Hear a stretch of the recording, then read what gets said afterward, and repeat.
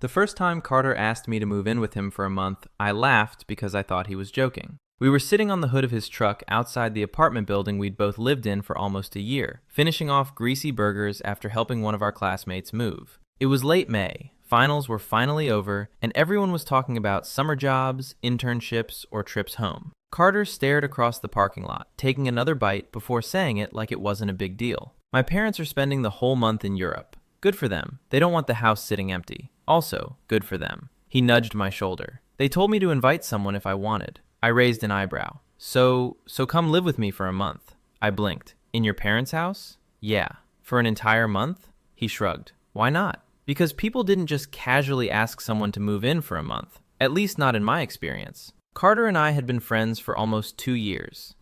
We met during our sophomore year after being assigned to the same marketing project. We were complete opposites. He was outgoing without trying, the kind of guy who could start talking to anyone in line for coffee and somehow end up invited to their birthday party. I preferred watching conversations before joining them. He played basketball 3 nights a week. I spent those nights reading or working on freelance graphic design projects. He woke up before 7 every morning. I considered 10 o'clock an achievement. Somehow it worked. What about your roommates? I asked. They're going home and mine are staying. Exactly, I frowned. I don't see how that's exactly. You've complained about them for 6 months. He wasn't wrong. One roommate had developed an obsession with practicing guitar after midnight. The other treated dirty dishes like decorative furniture. You'd have your own room, Carter continued. My parents have 4 bedrooms. We basically have the place to ourselves. I laughed again. You've already planned this. I've been thinking about it.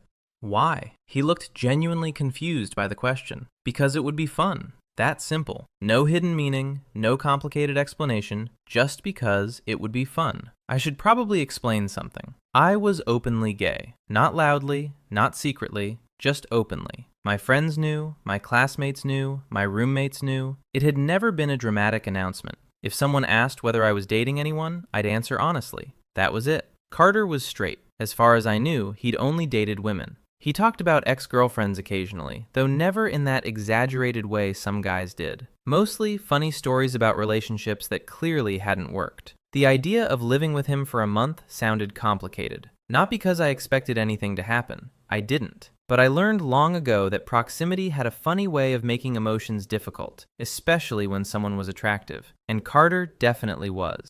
Tall, dark blonde hair that never stayed where he wanted it. Blue eyes that somehow looked different depending on the weather. The kind of smile that made strangers smile back automatically. I'd noticed all those things months ago. Then I'd filed them away under absolutely not. He was my friend. That was enough. You thinking? He asked, trying to... Don't think too hard. I have to. No, you don't, he grinned. My mom already said yes. I stared at him. You asked your mom before asking me? I knew you'd overthink it. I am not. You were literally overthinking it right now. I sighed. I have work. You work online. I still have clients. My house has Wi-Fi. I know your house has Wi-Fi. So I couldn't find another excuse because the truth was I wanted to say yes. Maybe a little too much. 3 days later, I was standing in front of a 2-story house that looked like it belonged in one of those neighborhoods where people actually knew their neighbors' names.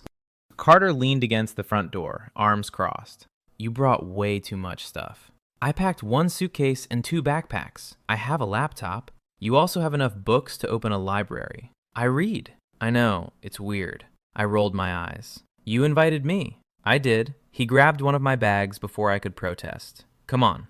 The house felt warm before we even stepped inside. Not temperature, atmosphere. Family photos covered one wall of the hallway. Vacation pictures, graduation photos, birthday parties, years of memories arranged in matching frames. This is nice, I admitted. My mom's obsessed with photos. I can tell. He pointed upstairs. Your room's at the end of the hall. My room? Yeah. The words sounded strangely significant. My room, not the guest room, not somewhere temporary, just my room. He pushed open the door. The bedroom overlooked the backyard. A queen-sized bed, large desk, bookshelf, a window seat with cushions. Someone had clearly made the bed that morning. My mom insisted everything had to be perfect. It already was, he smiled. She likes you. I've met her once.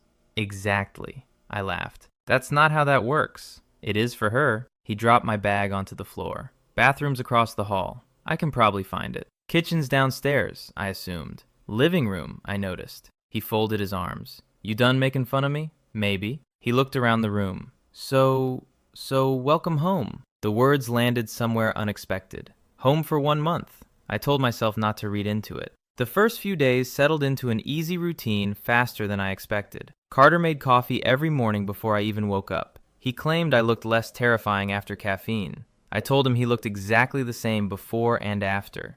He considered that a compliment. He'd head to the gym while I answered emails and work from the desk in my room. Around lunchtime, one of us would wander downstairs and ask the same question. You hungry? The answer was always yes. Sometimes we'd cook. Usually, we'd fail. By the end of the first week, we'd already managed to burn grilled cheese, undercooked pasta, and somehow ruined frozen pizza. I don't understand, I said one evening, staring at the blackened crust. It literally came with instructions. I followed them. You set the oven 20 degrees too high. It said 400. It said 375. Those numbers are basically neighbors. He laughed so hard he nearly dropped the pizza cutter. You know what? What? I think you're dangerous. I made one mistake. You've made 12. I've only lived here 6 days. Exactly. He pointed dramatically toward the smoke detector. That thing is developing trust issues. I couldn't help laughing too. That was the problem with Carter. Everything became funny around him, even disaster. One Friday evening, we decided to clean the garage because his father had left a long list taped to the refrigerator. Halfway through organizing shelves, Carter disappeared into another room. He came back carrying an old cardboard box. Dude, what? You have to see these. He dumped the contents across the floor. Photo albums, old trophies, school notebooks, embarrassing childhood pictures. Oh, absolutely not, he muttered. Too late. I'd already picked one up. There was 8-year-old Carter wearing oversized glasses and missing 2 front teeth. I smiled. You were adorable. I was horrifying. You looked happy. He glanced at the picture. For a second, something softened in his expression. Yeah, I think your mom would love this one framed. He snatched it away. You're never speaking of this again. I'll absolutely be speaking of it. He groaned dramatically. This was a mistake. No. I looked around at the scattered memories. It wasn't. He watched me for a moment, then quietly said, I'm glad you're here. Just those 4 words. Simple. Honest. Something warm settled in my chest. I smiled without thinking. So am I. Neither of us realized then that this month wasn't going to be anything like we expected. We still believed we were just 2 friends sharing a house for a few weeks. If someone had told me that first evening where this story would eventually lead, I would have laughed and I would have been completely wrong. The second week was when living together stopped feeling temporary. At some point, the house quietly adjusted around us. My coffee mug somehow ended up beside Carter's favorite one. Every morning, my laptop stayed on the dining room table instead of going back to my room after work. He stopped knocking before walking into my room. I stopped apologizing for taking up space. Without talking about it, we settled into habits that felt strangely natural. One afternoon, I looked up from my laptop and realized I hadn't thought about my apartment once all day. That should have been a good thing. Instead, it scared me a little. You still working? Carter leaned against the doorway, carrying 2 glasses of lemonade. Unfortunately, you've been staring at the same screen for 3 hours. I've been designing. Looks exactly like staring. It isn't. He walked over anyway and placed one of the glasses beside me. You need a break. I have deadlines. You've had deadlines since Tuesday. Exactly. He folded his arms. My offer still stands. What offer? We're going kayaking. I blinked. I never agreed to that. You didn't disagree either. I was hoping you'd forget. I never forget fun. I noticed. He grinned. 30 minutes. I need another hour. 30:45. He pretended to think. 35. I sighed dramatically. You negotiate like a lawyer. My uncle's a lawyer. That explains everything. He pointed toward the hallway. 35. The lake was only 20 minutes away. Apparently, Carter had been coming here since he was a kid. You've really done everything around here. My parents hate sitting inside. I can tell he rented 2 kayaks before I had a chance to suggest sharing one, which honestly made me relax. Being too close to him all afternoon would have been distracting.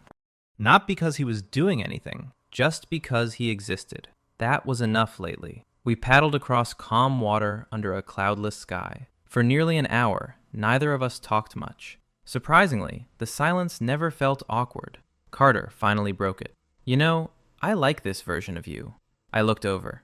This version, the relaxed one. I've always been relaxed. He laughed. No, I have. Parker, what? You answer emails like someone's life. Depends on your font choice. Typography matters. You alphabetize your spice rack. I like organization. You apologized to a chair yesterday. I bumped into it. He stared at me. You apologized to furniture. I couldn't argue with that. It deserved respect. He laughed so hard his kayak drifted sideways. You are unbelievable. Watching him laugh had become one of my favorite things. That realization arrived quietly, and I immediately pushed it away. No, absolutely not. I promised myself I wouldn't let this happen. He was my friend, nothing more. Keep it that way. That evening, we sat on the back porch watching the sun disappear behind the trees. Neither of us had turned on the lights. The backyard slowly shifted from gold to blue. You ever think about moving? Carter asked. Eventually. Where? I don't know. Big city, maybe? You? He shrugged. I've never really thought about leaving. You like it here. I like knowing where everything is. I smiled. That's a very Carter answer. What does that mean? You like familiarity. So, do you? No. He looked at me. You've lived in 4 different cities. My parents moved a lot. Exactly. I got used to change. You got good at pretending change doesn't bother you. I frowned. What makes you say that? You never unpack everything. What? Every place you've lived. He looked toward the yard. You leave boxes closed. I stared at him. How do you know that? You still have one in your room. I blinked. He was right. There was still one unopened box in the corner. Books, old photographs, letters, things I'd never found the energy to unpack, I guess. I looked toward the yard. I always figured I'd leave again. He nodded slowly. Must be exhausting. Nobody had ever described it like that. Exhausting because it was keeping one foot outside every place you lived, never fully settling, never believing anything would last. I never thought about it. I did. He smiled slightly. I noticed things. That sentence stayed with me long after we went inside, because he did. He noticed everything. Things I didn't even notice about myself. Saturday morning started with disaster, or at least Carter insisted it qualified. My truck won't start. I looked out the front window. It started yesterday. I noticed you have gas. Yes. You sure? Parker, what? I'm offended. I asked a reasonable question. You assumed I forgot gas. I considered the possibility. He grabbed his keys. Come outside. The battery was dead. Apparently, he'd left the headlights on overnight. I couldn't stop smiling. What? You were offended. I still am. You forgot the headlights. I forgot one tiny thing. I folded my arms. The irony is beautiful. He pointed a finger at me. Don't enjoy this. I'm absolutely enjoying this. He laughed. I hate you. No, you don't. He looked at me for a second before smiling. No. He said it so naturally. No. Simple. Certain. It shouldn't have affected me, but it did more than it should have. That afternoon, we walked to the neighborhood grocery store instead. Neither of us minded. The weather was too nice to drive anyway. Carter kept throwing random things into the shopping cart. Frozen waffles. We already have waffles. Emergency waffles. What emergency requires waffles? You never know. He added marshmallows. We don't eat marshmallows. We might. Carter, what? You shop entirely based on optimism. He laughed. You shop like we're preparing for a hurricane. I'm practical. You're suspicious. I like being prepared for what? I don't know exactly. By the time we reached the checkout, the cart contained 3 different types of cereal because neither of us would compromise. The cashier smiled. You 2 brothers? Both of us answered immediately. No. Then we looked at each other. The cashier laughed. Sorry. It's okay, Carter said. We get that sometimes. Do we? I didn't remember that happening before. Outside, I carried 2 grocery bags while Carter balanced the rest. You know what? I kind of see it. See what? The brother thing, I laughed. We don't look alike. No. He looked over. But apparently we have the same energy. What does that even mean? I have no idea. Neither did I. Still, for some reason, that conversation stayed with me. Sunday evening, I called my older sister. She answered on the second ring. So how's living with your famous best friend? I smiled. He's not famous. You talk about him enough. I do not. Parker, what? You've mentioned Carter in every phone call for 6 months. I frowned. Really? Really? I leaned back against the bed. He's easy to live with. That's good. It feels... I stopped. What?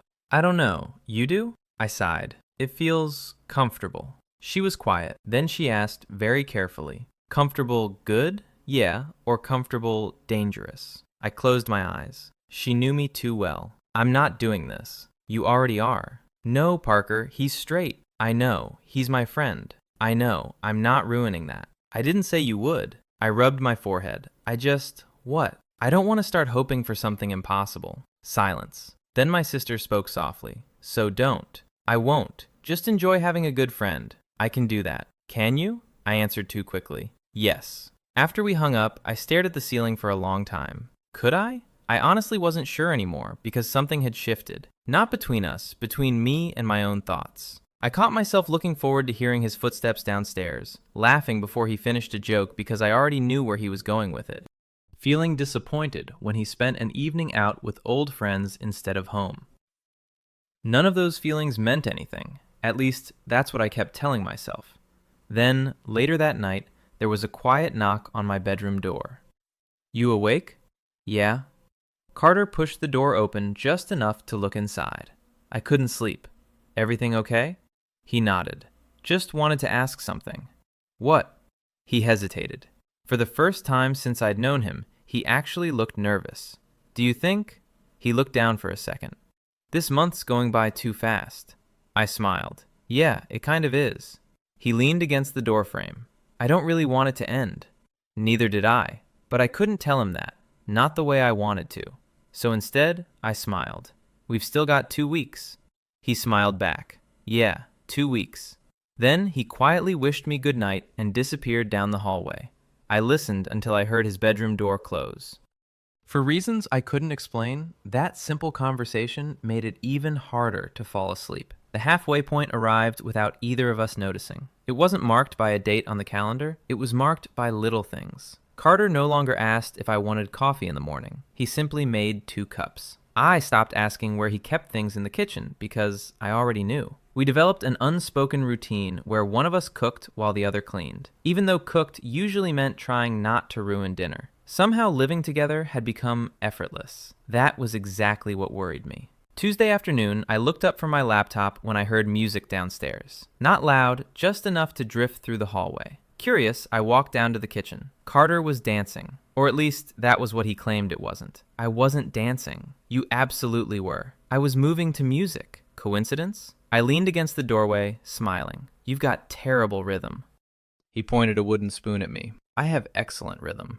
"You almost tripped over the dishwasher." It surprised me. "The dishwasher?" "Yes, it's been there all week." He laughed, shaking his head. "I liked you better before you started making fun of me." "No, you didn't." "No," he smiled. "I really didn't." The smell of tomato sauce filled the kitchen. I looked into the pot. "That actually smells good." I followed a recipe. "I didn't know you were capable of that." I evolved. "I'll believe it when I taste it." He handed me a spoon. "Taste." I did, then looked at him. "Okay, okay, good. Annoyingly good." His grin widened. "I knew it. I hate admitting you're right." "No, you don't." There it was again. That easy confidence. The way he answered as if he knew me. Maybe he did. After dinner, rain started unexpectedly. Heavy summer rain. The kind that made everything outside disappear behind silver curtains. The power flickered once, then went out completely. The house fell silent. "Well," Carter said, "that happened."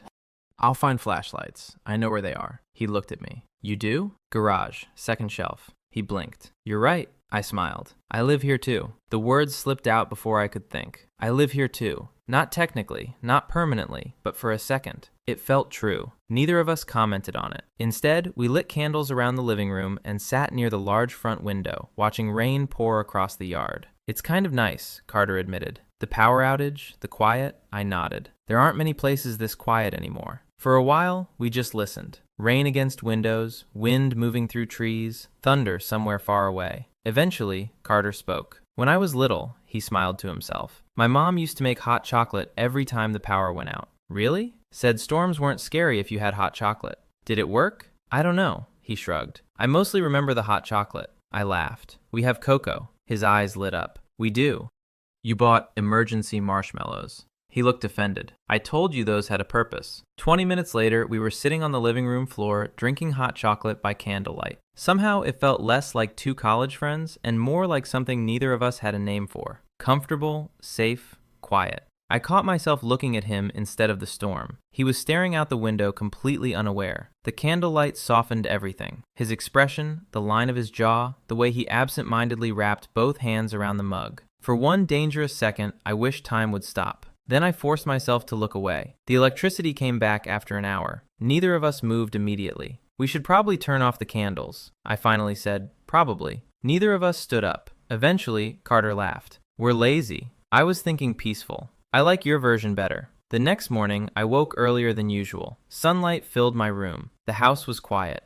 As I walked downstairs, I stopped halfway. Carter had fallen asleep on the couch, one arm hanging off the side, blanket half on the floor. The television still paused on some nature documentary we'd started after the power returned. He looked young, relaxed, completely different from the energetic guy everyone else knew. For a moment, I simply stood there, then quietly picked up the blanket and placed it over him. He stirred slightly, didn't wake up. I smiled to myself and headed toward the kitchen. You know, his sleepy voice made me jump. I was awake. I turned. You should have said something. I wanted to see what you'd do. I folded my arms. That's unfair. A little. He smiled without opening his eyes. Thanks for what? The blanket. It was cold. I know. There was something strangely gentle about the moment. Neither of us tried to make it funny. Friday evening, Carter's friend Grant stopped by unexpectedly. I'd met him once before. Loud, funny, the kind of person who filled every room with conversation. He looked from me to Carter.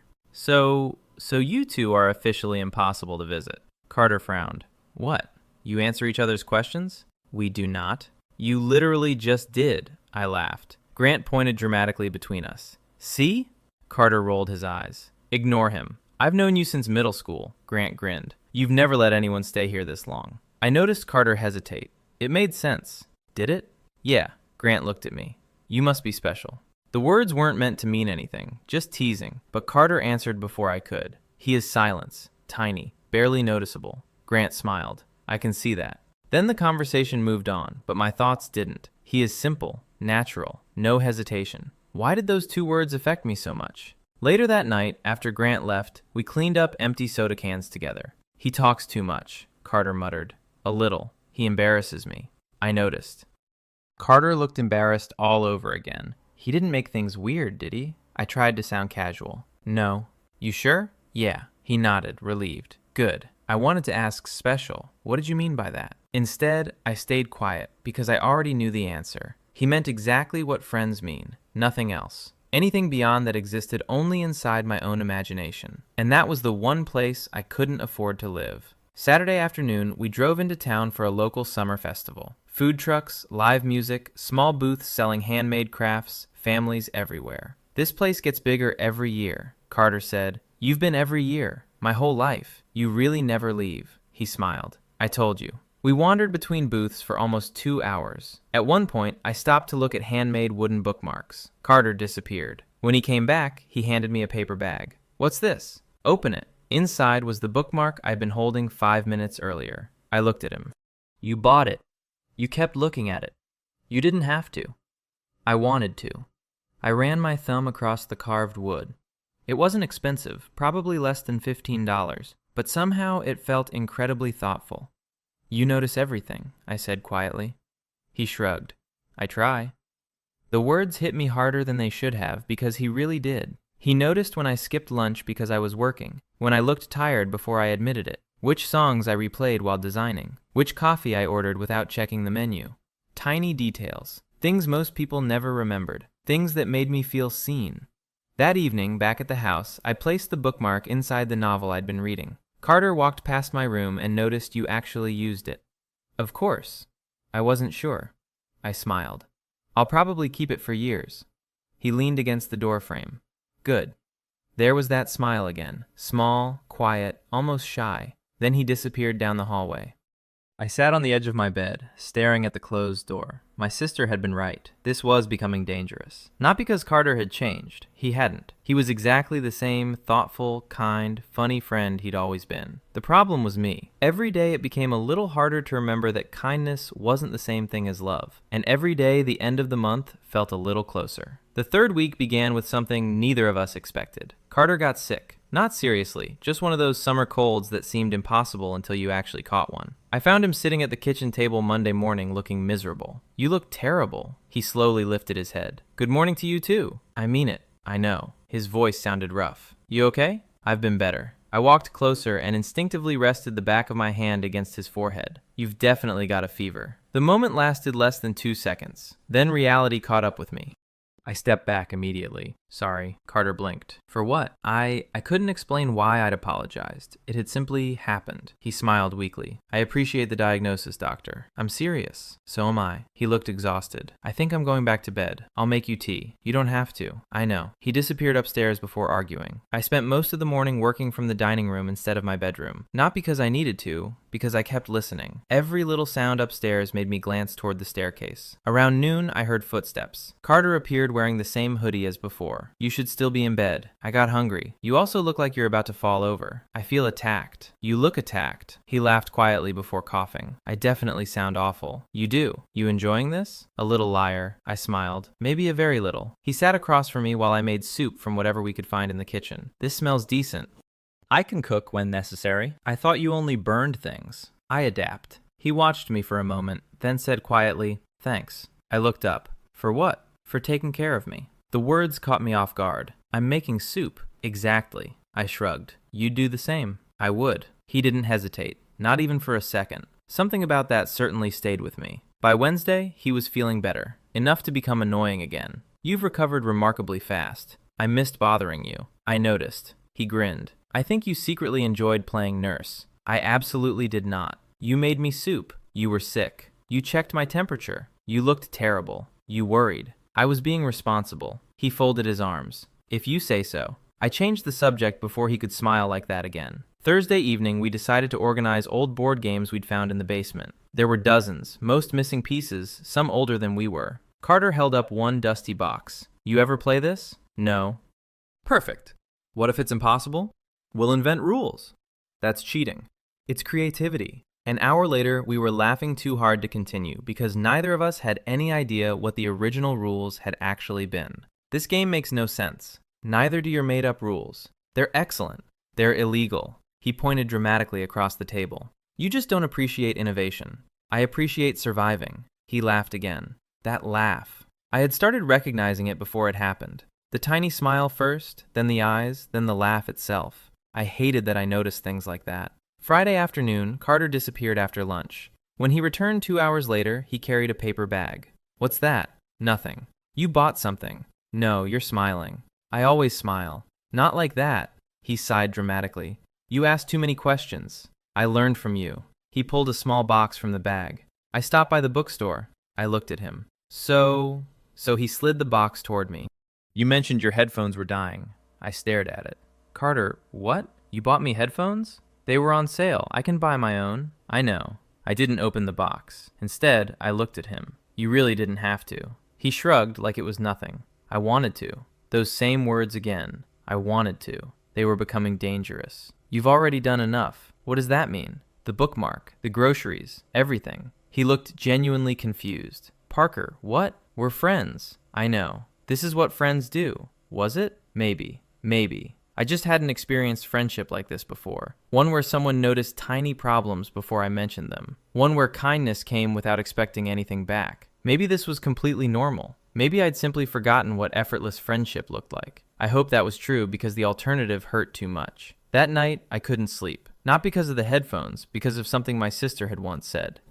The hardest crushes aren't on people who treat you badly. She'd been drinking coffee while I complained about someone years earlier. They're on people who treat you wonderfully. Why? Because they never actually do anything wrong. I'd laughed at the time. Now, lying awake in the dark, I finally understood. Carter wasn't giving me mixed signals. He wasn't flirting. He wasn't leading me on. He was simply kind, consistently, genuinely, completely. That somehow made everything worse because there was nothing to blame. Not him, not anyone. Just unfortunate timing, unfortunate feelings. Saturday morning, we drove to a nearby hiking trail. Halfway through the walk, we reached a wooden lookout platform overlooking miles of forest. The view was incredible. Carter leaned against the railing. I come here whenever I need to think. I can see why. The wind moved through the trees below us. For several minutes, neither of us spoke. Finally, he broke the silence. You've been quiet lately. My stomach tightened. Have I? Yeah. I'm just tired.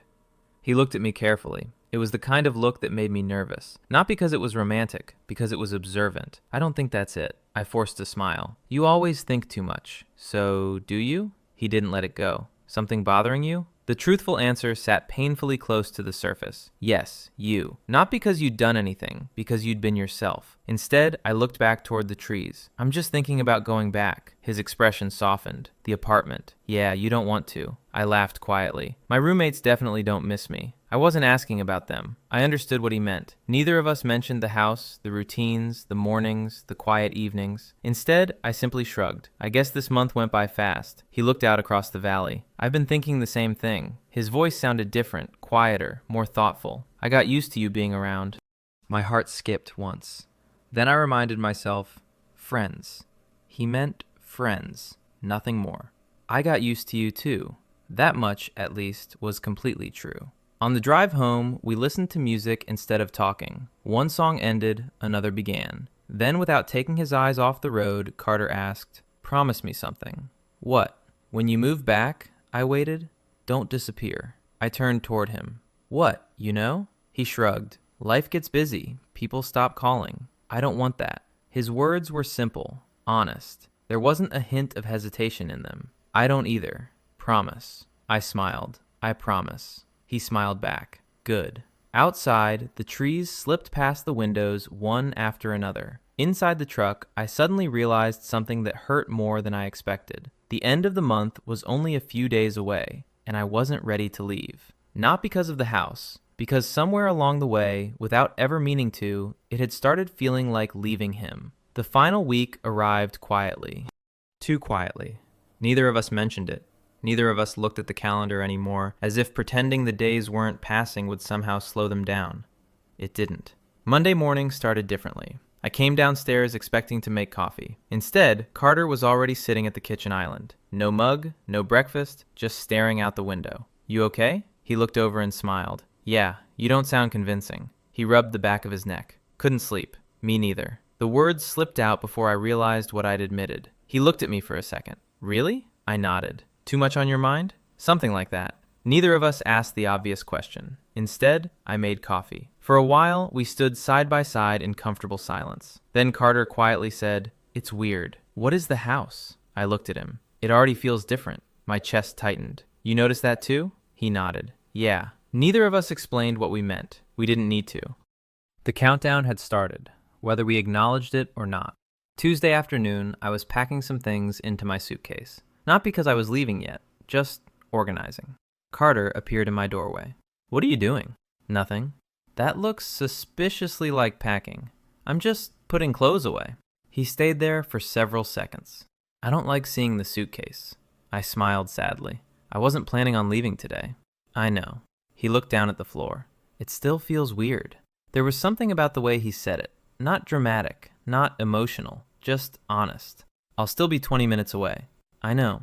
"We'll still hang out." "I know." "So, what's wrong?" He was quiet. Finally, he shrugged.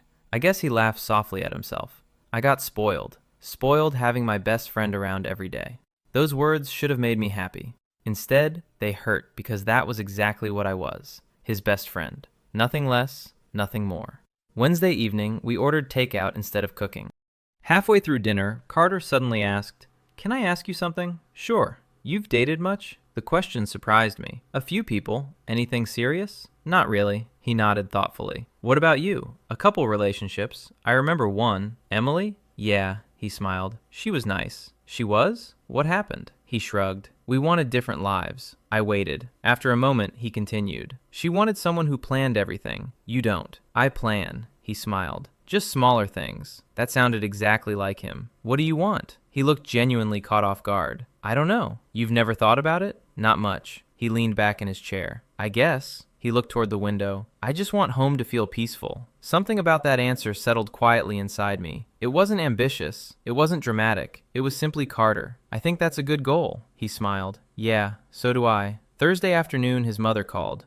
I could hear part of the conversation from the living room. "Everything okay?" "Yeah, we've been fine. He hasn't burned the kitchen down." I smiled to myself. "No, Mom. I'll ask." A moment later, Carter walked into the room holding out his phone. "My mom wants to talk to you." I blinked. "Why?" "I have no idea." I took the phone. "Hi, Mrs. Parker." "Parker." She sounded exactly as warm as I remembered. "Carter tells me you've been taking wonderful care of the house." "We've both been trying, and taking care of him, too." I glanced toward Carter. He looked embarrassed. "He had one little cold." "I know, my son, she laughed. He forgets to rest. I smiled. He does. There was a brief pause. Then she said something unexpected. I'm really glad he invited you. I stayed quiet. He sounded happier this month. I looked toward the kitchen where Carter was pretending not to listen. He's made this house feel alive again. Something caught in my throat. Thank you. We've both enjoyed it. I know. Her voice softened.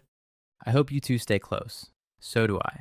When I handed the phone back, Carter raised an eyebrow. What did she say? That you're impossible. He laughed. That sounds like her. I didn't tell him the rest because somehow those words felt too personal. Friday evening became one of those nights I'd remember long after the details faded. We weren't doing anything special, just sitting on the back porch, watching fireflies appear across the yard. Neither of us spoke for several minutes. Finally, Carter broke the silence. You know what I'll miss? What? Coming home and knowing you're here? My heartbeat stumbled. I'll miss that too. He smiled faintly. The house is going to be really quiet. It probably will. He leaned forward, resting his elbows on his knees. You've changed this place. I looked at him. I don't think I have. You have? He didn't smile this time. I'm serious. I searched for something light to say. Couldn't find it. Instead, I quietly answered. So, have you? He looked at me.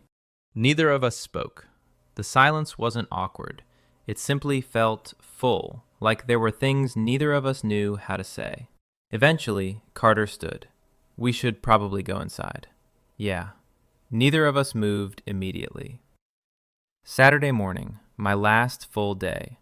I woke unusually early. The house was silent. Sunlight spilled across the floor. I already knew tomorrow I'd be carrying my suitcase down those stairs for the last time. The thought made my chest ache. I walked into the kitchen. Carter was already there. Of course he was. He looked up and smiled. Morning. Morning. For a second, we simply looked at each other. Then he said, I had an idea. What kind of idea? Let's not waste today. I wasn't planning to. He grabbed his truck keys. No phones. Okay, no work. Deal. No thinking about tomorrow. That one hurt, but I smiled anyway. I'll try. He grinned. Come on.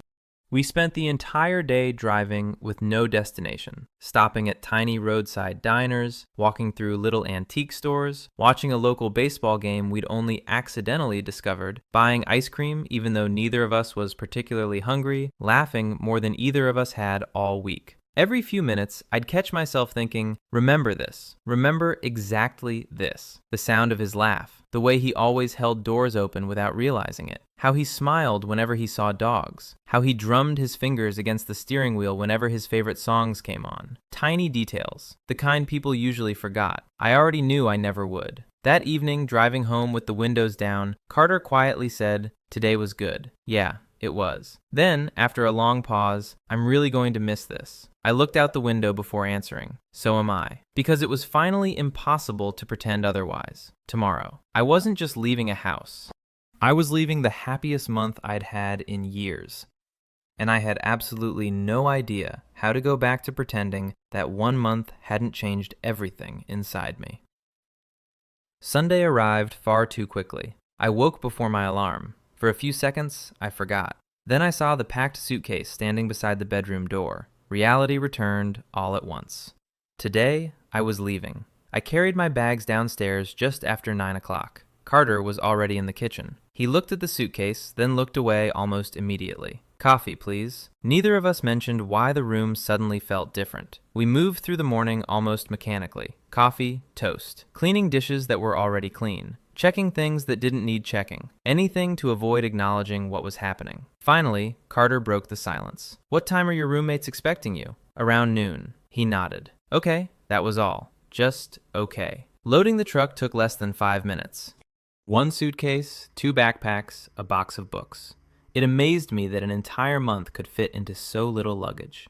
The house looked exactly the same as the day I'd arrived, only it didn't feel the same. Not anymore. Carter closed the tailgate. You ready? No. He smiled sadly. Me neither. The drive back to my apartment felt much shorter than the first drive to his house. Or maybe neither of us wanted to notice the time passing. The radio played quietly. Neither of us paid attention. About halfway there, Carter spoke. So you still owe me? I frowned. For what? You said you'd cook 1 successful dinner before leaving. I laughed. I completely forgot. I didn't. I technically made soup. You heated soup. I improved it, barely. For the first time all morning, both of us laughed. The heaviness lifted just a little. I'm still expecting dinner. I'll make you dinner. You promise? I promise? He nodded once. I'm holding you to that. When we reached my apartment building, neither of us rushed.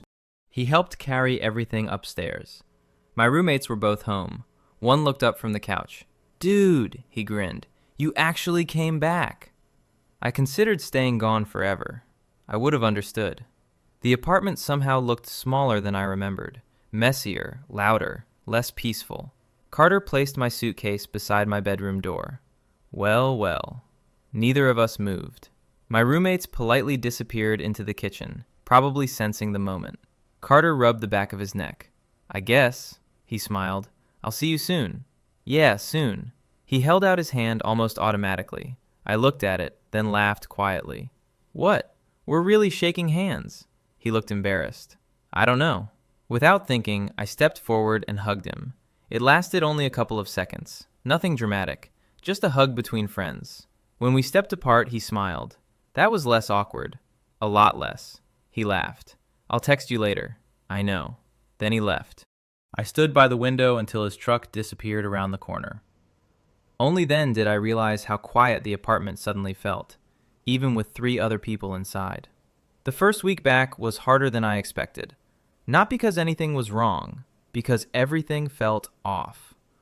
Monday morning, I automatically waited for someone else to make coffee. Nobody did. Tuesday, I caught myself setting out 2 plates before realizing I lived alone again. Wednesday, I bought frozen waffles. Emergency waffles. I stood in the grocery store laughing at myself. People probably thought I was crazy. Thursday evening, my phone buzzed. Carter, how's apartment life? I smiled before answering loud. His reply came almost instantly. Mine's too quiet. I stared at the screen, then typed. Miss having someone around. 3 dots appeared, disappeared, appeared again. Finally. Yeah, more than I expected. I didn't know what to say because I felt exactly the same. Over the next 2 weeks, we kept our promise. Dinner every Tuesday, basketball on Fridays, even though I mostly watched coffee on Sunday mornings. Nothing changed, except something had changed. We were trying very hard to pretend it hadn't. One Tuesday evening, after dinner at my apartment, Carter stayed later than usual. Neither of us seemed eager for the night to end. I should probably head home. Probably. He didn't stand. Instead, he looked around my apartment. You unpacked everything. I followed his eyes. The last unopened box gone. Books on shelves, pictures on the wall, letters tucked into a drawer. I smiled. I noticed that too. You finally unpacked. Yeah. He looked at me curiously. What changed? The answer escaped before I could stop it. I stopped feeling like I was going to leave. Silence. He looked at me for a long moment, then smiled. I'm glad. After he left, I realized something. He'd been right weeks ago. I'd always left boxes packed because I expected every place to be temporary. Somewhere during that month, that feeling had disappeared. Not because of the house, because someone had quietly convinced me that staying somewhere wasn't such a frightening idea. A few days later, my sister invited me for coffee. She took one look at me and smiled. So you look happier. I am, and sadder, I sighed. Is it that obvious? She stirred her coffee. How often do you see him? 3 or 4 times a week? Her eyebrows rose. That's still a lot. We're friends. I know. We promised we'd stay close. And have you? Yeah, she smiled. Good. I looked out the cafe window. I thought leaving would make everything easier. It didn't. No. It almost made it worse. She nodded slowly. Because now you know exactly what you're missing. I looked down at my coffee. I wish I didn't feel like this. I know. I don't want to lose him. You probably won't. But if I ever tell him, she interrupted gently. Parker. I looked up. You don't have to decide today. Maybe not. But every day, the words became a little harder to keep inside. That Saturday, Carter invited me over for dinner. Walking back into his parents' house felt strangely familiar, like I'd only been gone a day. He opened the front door before I even knocked. I saw your car. Creepy. I was waiting. The words came so naturally that neither of us noticed them at first. I was waiting. Something warm settled quietly in my chest.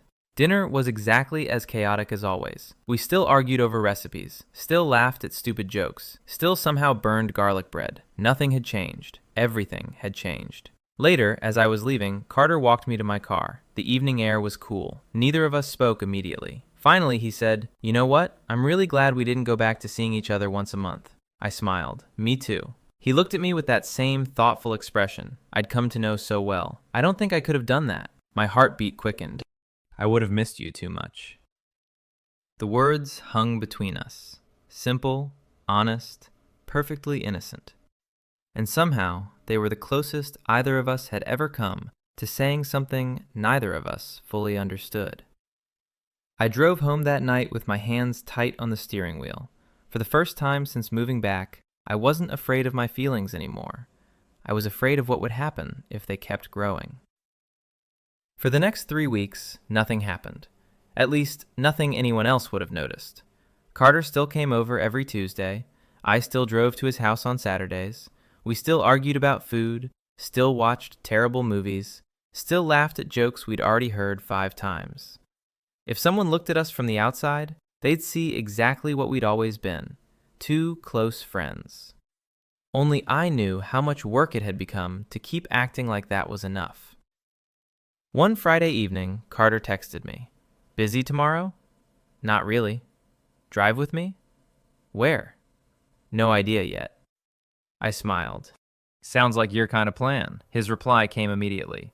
Exactly. The next morning, we drove for almost 2 hours before ending up back at the same lake where we'd gone kayaking during that first week. I laughed when I recognized it. You planned this? I absolutely did. I thought we were driving nowhere. We are. He smiled. I just happened to end up here. Sure. He looked almost nervous. That caught my attention. You okay? Yeah. You don't look convinced. He stared across the water for several seconds, then quietly said, I've been thinking. That's dangerous. Usually that joke made him laugh. This time it didn't. Parker. Something in his voice made my stomach tighten. What? I need to ask you something. I nodded. Okay. He took a slow breath. When you lived with me, I waited. Were you really happy? The question surprised me. I was, I think. He looked down at the dock beneath our feet. I think that was the happiest month I've had in a really long time. I smiled sadly. Mine too. He nodded.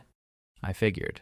Silence settled between us. The breeze moved gently across the lake. Finally, he spoke again. Ever since you moved back, he rubbed his hands together, nothing feels quite right. My heart started beating faster. I keep expecting to hear you upstairs. I still make too much coffee. I catch myself talking out loud because I think you're working in the next room. He laughed quietly, then looked at me. I miss living with my best friend. I looked out across the water. I miss it too. He was telling the truth. Every word. I knew that. The problem was, I wasn't sure mine was the same truth. We walked along the shoreline afterward. Neither of us talked much. Eventually, Carter stopped. Parker, I turned toward him. I've got another question. What is it? He looked strangely uncertain. If this makes things weird, it won't. He smiled faintly. You always say that. I know. He took a slow breath. Can I ask something personal? Yeah. He hesitated long enough that I almost spoke first.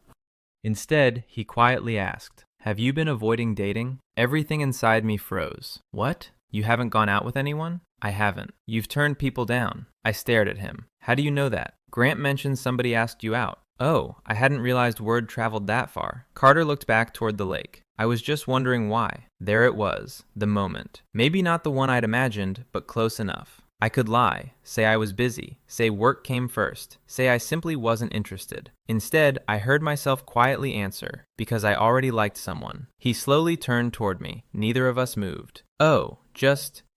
He looked back at the water again. After several seconds, he asked, do I know him? Every instinct told me to say no. Protect the friendship. Protect him. Protect myself. Instead, I nodded. Yeah, silence. A long one. So, his voice was barely above a whisper. Who is it? I closed my eyes for 1 second, then opened them again. There wasn't going to be a better moment. There isn't an easy way to say this. His expression changed. Not fear, not panic, just complete attention. It's you. The words finally existed outside my head. I know you're straight. I know you never gave me a reason to think otherwise. I know this isn't your fault. I never wanted to tell you. I never wanted to make things uncomfortable. My voice almost disappeared. I couldn't keep pretending anymore. The world became impossibly quiet. Carter didn't move, didn't interrupt, didn't even blink. Finally, I forced a small smile. You don't have to say anything. I'll survive. I laughed softly. I wanted to stop lying to my best friend. I turned away, started walking toward the parking lot, because I honestly believed that was the end. Parker? His voice stopped me. I looked back. He was still standing exactly where I'd left him, looking completely overwhelmed. He shook his head. I don't know what to say. It's okay. No. He looked frustrated with himself. It's not. He walked over slowly. He searched for words. I've never thought about another long silence. Finally, he laughed once, mostly at himself. I think I've been asking myself the wrong question. I frowned. What do you mean? I kept asking why I missed you so much. He looked directly at me. I kept telling myself it was because you're my best friend. He swallowed. Maybe that's still true. Maybe it's something else. I stared at him. He looked almost embarrassed. I honestly don't know. I've never had to think about any of this before. I've never looked at a guy and wondered anything. He smiled nervously. Until you. Neither of us spoke. I don't know what that means. He looked completely honest. I really don't. But I know this. He stepped one little pace closer. When you told me you liked someone, he laughed quietly. I was really hoping it was me. My breath caught. What? I didn't understand why. I still don't. But when you said my name, he smiled. I wasn't scared. Another tiny step. I was relieved. Everything around us disappeared. The lake, the trees, the wind. All I could hear was my own heartbeat. I don't have answers. Carter's voice was calm now. I'm not going to pretend I suddenly understand myself. I don't. But I know I don't want to lose you. You won't. I know. He smiled. I also know I don't want to spend the rest of my life wondering what would have happened if I walked away today for the first time all afternoon. I smiled, a real one. So he laughed nervously. I have absolutely no idea how this works. I don't either. I've never done this before. I know. He rubbed the back of his neck. Can we? He searched for the right words. Figure it out slowly. Hope felt dangerous. But this wasn't a promise. It wasn't certainty. It was honesty. And honesty was enough. I'd like that. He smiled. So would I? For a second, neither of us moved. Then Carter opened his arms slightly. Can I? I laughed. You have to stop asking permission to hug me. He smiled. I figured I'd start. I stepped forward. We hugged.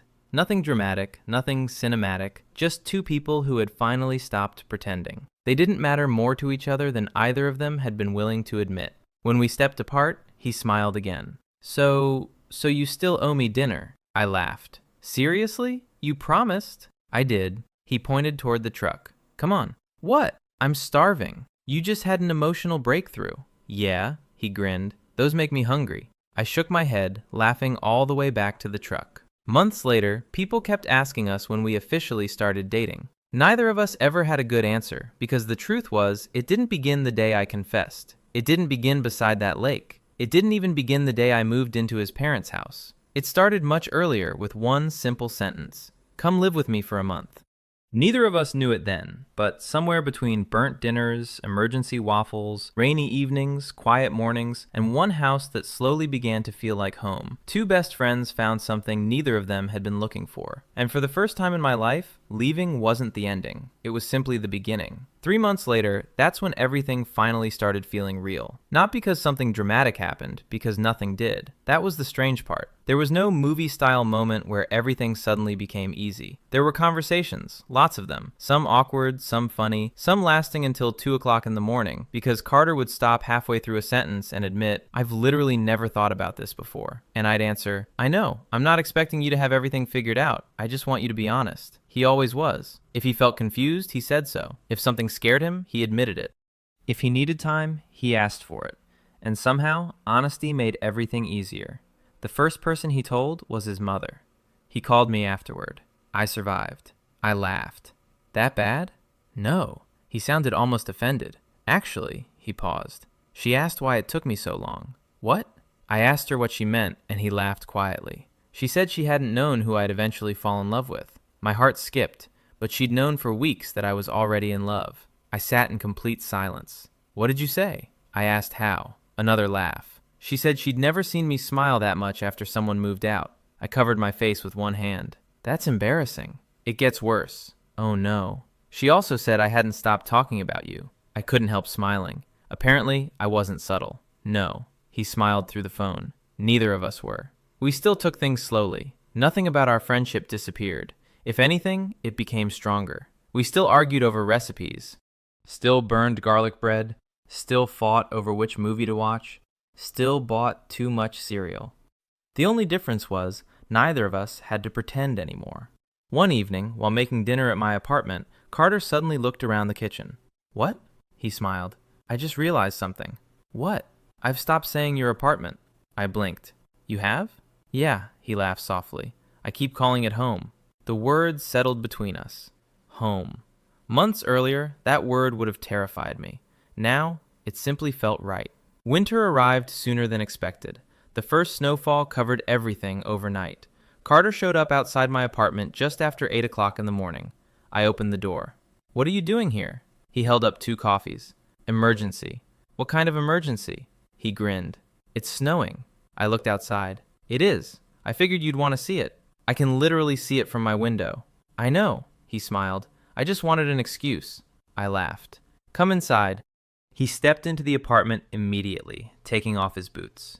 You know, he looked around. I still think your roommates are terrible. They moved out. I know, he smiled. I just enjoy saying it. The apartment felt different now. Quieter, cleaner, peaceful. He noticed. You unpacked everything. I told you. No. He looked carefully around the room. I mean, everything. He was right. There wasn't a single sealed box left. Not one. I hadn't even realized it. Spring came, then another summer. Exactly 1 year after he invited me to stay for a month, we drove back to his parents' house. His parents had gone away again, this time for a weekend. The moment we walked inside, we both stopped. The hallway, the photographs, the kitchen, everything looked exactly the same. Carter smiled. Feels familiar. Yeah. He walked into the kitchen and opened a cabinet, then laughed. What? He held up an unopened bag of marshmallows. The emergency ones. I started laughing too. They're still here.